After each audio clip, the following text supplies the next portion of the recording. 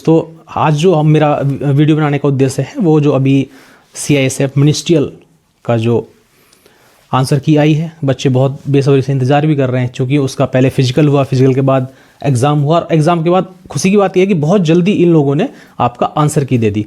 और आंसर की के बाद सबसे जो मील का पत्थर है इस वैकेंसी में होता है टाइपिंग। और टाइपिंग की तैयारी बहुत से बच्चे तब करते हैं जब पहले अपना मेरिट में मार्क्स देख लेते हैं, और ये सबसे ख़राब बात है कि वहाँ वो पहले डिसाइड करते हैं कि क्या हम लोगों को बुलाया जाएगा या नहीं बुलाया जाएगा टाइपिंग के लिए, और तब वो आगे बढ़ते हैं। दोस्तों ध्यान रखना कि इन सब परिस्थितियों से कई बार वैकेंसी छूट जाती है, तो उसी का एक आंकड़ा छोटा सा मैं लेकर के आया हूँ, और कोशिश ये करता हूँ कि बहुत सटीक रहेगा और आप उसको थोड़ा सा एक बार डिटेल कर लें, फिर उसके बारे में और थोड़ी सी बात करेंगे। देखिए, जो CISF मिनिस्ट्रियल का कट ऑफ है, मेरे हिसाब से जनरली पीछे का आंकड़ा सब देखते हो, क्योंकि पहले भी ऐसी वैकेंसीज आई हैं और भर्तियाँ हुई हैं, तो जो जनरल OBC और EVS वाले EWS वाले कैंडिडेट हैं उनको मैं मानता हूं कि जो मेल कैंडिडेट है, मेल कैंडिडेट का 78 से 82 तक ऐसा स्कोर है कि अगर उनके इतने मार्क्स हैं तो उनको डेफिनेटली टाइपिंग की तरफ जाना चाहिए और अच्छे से तैयारी करनी चाहिए। और वहीं फीमेल की बात करें तो फीमेल का 75 से 80 अगर है तो उनको भी तैयारी करनी चाहिए। यहीं SC में आ जाएं तो थोड़ा सा वो चीज़ें नीचे आएंगी, और 75 से 80 तक, और वहीं फीमेल कैंडिडेट का SC के अंदर 72 से 75 तक।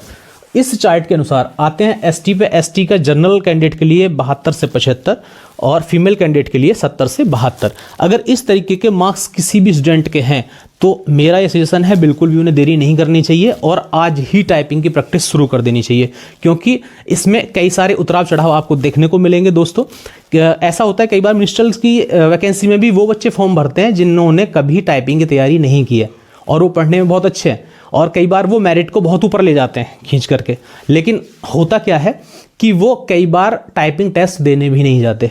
तो ऐसी परिस्थितियों में किनका लॉस हो जाता है? वो बच्चे जो थोड़ी सी टाइपिंग की तैयारी कर रखे थे लेकिन उन्होंने टाइपिंग तैयारी नहीं की क्योंकि उनको लगा उनके मेरिट में नंबर थोड़े कम है।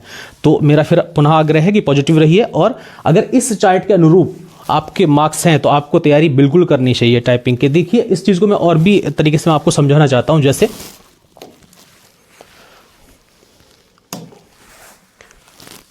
देखिए, इसकी टोटल वैकेंसी थी 540, और 540 का जो कैटेगरी है वो इस तरीके से बांटा गया है कि ASI के लिए 122 और SCM हेड कांस्टेबल मिनिस्ट्रियल के लिए 418 वैकेंसी है। 418 वैकेंसी पे जनरली जो फिजिकल में पास हुए थे बच्चे वो 3,26,000 बच्चे थे, ठीक है। और जबकि जो एग्जामिनेशन में प्रेजेंट रहे, जिन्होंने एग्जाम दिया है, उसमें केवल 2,70,000 बच्चे। आप सोच के देखिए कि एक आंकड़ा, कई हज़ार का आंकड़ा ऐसे ही मिसिंग है। उन्होंने फिजिकल दिया लेकिन एग्जाम देने नहीं गए। सोच के देखिए, जब वो एग्जाम देने नहीं गए तो कोई कारण ना होगा। ऐसे ही कई बार ये आंकड़ा यहाँ भी घट जाता है। जिनका मार्क्स भी अच्छे हैं वो कई बार टाइपिंग उनको आती नहीं तो वो प्रयास भी नहीं करते, ठीक है। तो इससे नुकसान किसका हो जाएगा? जो स्पेशली मिनिस्ट्रियल की तैयारी पहले से कर रहे हैं उनको नुकसान हो जाएगा, क्योंकि कई बार ऐसा होता है जो टाइपिंग की या फिर शॉर्ट हैंड इन सब की तैयारी रखते हैं तो कई बार उनका अच्छे मार्क्स नहीं आ पाते हैं, थोड़ा सा नीचे होते हैं मेरिट में। जैसे अमूमन मानिए कि उनका 75 के इर्द गिर्द है और वो थोड़ा सा मनोबल नीचे डाउन कर लें कि नहीं यार नहीं हो पाएगा और अपनी प्रैक्टिस छोड़ दें टाइपिंग के, तो उनके साथ अन्याय हो जाएगा। इसलिए मैं कह रहा हूँ जो फ्रेशर हैं तो उनको अभी के अभी अपना उठा लेना चाहिए, कंप्यूटर प्रैक्टिस करनी चाहिए टाइपिंग की, क्योंकि बहुत अच्छी वैकेंसी होती है, ठीक है। दोस्तों पॉजिटिव रहना बहुत अनिवार्य है, हमेशा नेगेटिव मत सोचिए, और टाइपिंग की प्रैक्टिस अगर आप कर लेंगे तो आपको जीवन में हमेशा काम आने वाली है। ये मैं बताऊंगा कैसे काम आने वाली है, ठीक है। इसका एक तीसरा पहलू, जो मेन पहलू है कि जिन लोगों का जनरल OBC EVS में 75% के इर्द गिर्द है तो क्या उनको तैयारी करनी चाहिए टाइपिंग की या नहीं करनी चाहिए? उनको जरूर तैयारी करनी चाहिए। पूछिए क्यों करना चाहिए। सपोज करिए एक कैंडिडेट है जिसका जनरल में 80 या फिर 85 तक आ गया, और ये कैंडिडेट टाइपिंग जानता नहीं है, ना ही इसका कोई इंटरेस्ट है, और इन्होंने क्या किया कि फॉर्म ऐसे डाल दिए हैं, ठीक है। अब ये वहाँ पार्टिसिपेट भी करने नहीं जा रहा, और कई बार हो सकता है कि गया भी तो टाइपिंग में बिल्कुल विफल हो जाएगा। अब ऐसी परिस्थिति अगर बोर्ड के सामने बनती है तो क्या करते हैं फिर? उनको क्या करना पड़ता है कि उस मेरिट को डिक्रीज करना पड़ता है, नीचे लाना पड़ता है, क्योंकि वो इन वैकेंसीज के द्वारा रिक्रूटमेंट नहीं करेंगे कि आप दोबारा से फॉर्म निकालिए दोबारा से भर्ती होगी, नहीं। वो क्या करेंगे, थोड़ा सा मेरिट डाउन कर देंगे और उनको बुला लेंगे जो उनसे नीचे वाले बच्चे हैं। ऐसी स्थिति में अगर आप फंस गए तो क्या होगा? तो 100% आपका नुकसान हो जाएगा, क्योंकि आपको थोड़ी सी प्रैक्टिस आती थी और आपने प्रैक्टिस लास्ट टाइम पे छोड़ दी।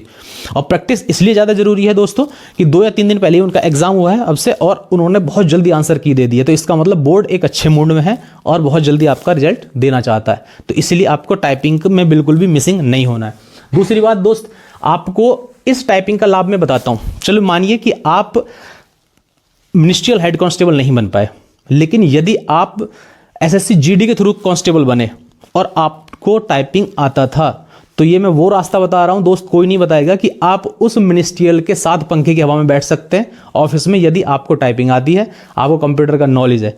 वरना आपको रोड पे खड़े होकर राइफल लेकर ड्यूटी करनी पड़ेगी।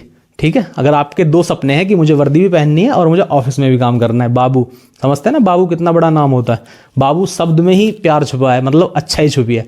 तो बाबू अगर बनना है तो डेफिनेटली आप अभी से, चाहे वो यूपी पुलिस हो, दिल्ली पुलिस हो, चाहे कोई भी पैरामिलिट्री हो, अगर आपको कंप्यूटर का नॉलेज है, टाइपिंग आती है, तो आप बेसिक सिपाही के पद में भर्ती होते हैं। लेकिन वहाँ आपसे प्रेफरेंस पूछ लेते हैं कि आपको ये काम आता है, आपने कह दिया सर मुझे आता है, तो ठीक है, वो आपको अलग कर देंगे कि ठीक है आप ऑफिस में काम करिए, आपको कहीं और ड्यूटी में नहीं भेजा जाएगा। ठीक है, और आप वहाँ रेगुलर ड्यूटी भी करते रहते हैं, बहुत बहुत समय निकाल देते हैं।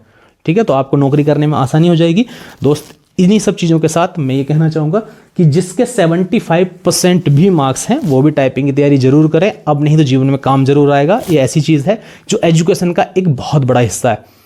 MA BA पास करना एजुकेशन का एक अलग हिस्सा है, लेकिन आज के जीवन में आपको आगे बढ़ाने का सबसे महत्वपूर्ण जरिया है कंप्यूटर नॉलेज और टाइपिंग। ये सब चीज़ें आपको आनी चाहिए। ठीक है दोस्त, बेस्ट ऑफ लक। मैं ये कहता हूँ कि आपका सिलेक्शन हो। इसी के साथ वीडियो समाप्त करते हैं और सभी लोग तैयारी करते रहें अच्छे से।